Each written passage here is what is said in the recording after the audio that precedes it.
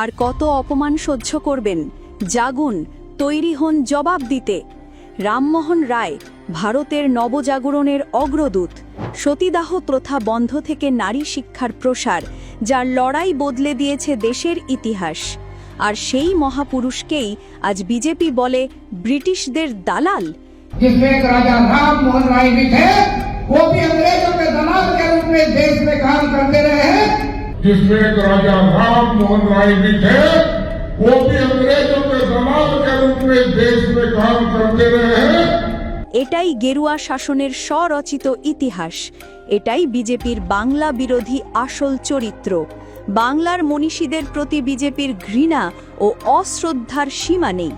অমিত শাহের র্যালির সময় বিদ্যাসাগরের মূর্তি ভাঙচুর থেকে শুরু করে বিবেকানন্দকে অবমাননা, সবেতেই বাংলা বিদ্বেষ।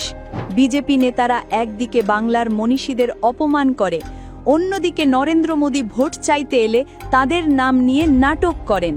এটা দ্বিচারিতা নয়, এটাই বিজেপির প্রকৃত রূপ। বহিরাগত, বাংলা বিরোধী, ইতিহাস বিকৃতিকারী। ব্রিটিশের কাছে মুচলেকা দেওয়া সাভরকর ওদের কাছে বীর, আর বাংলার সত্যিকারের বীরদের ওরা বলে দালাল। বাংলা এটা কোনো দিন মানবে না। 2026-এ বাংলার মানুষই জবাব দেবে। বিজেপিকে সমূলে উৎখাত করতে হবে।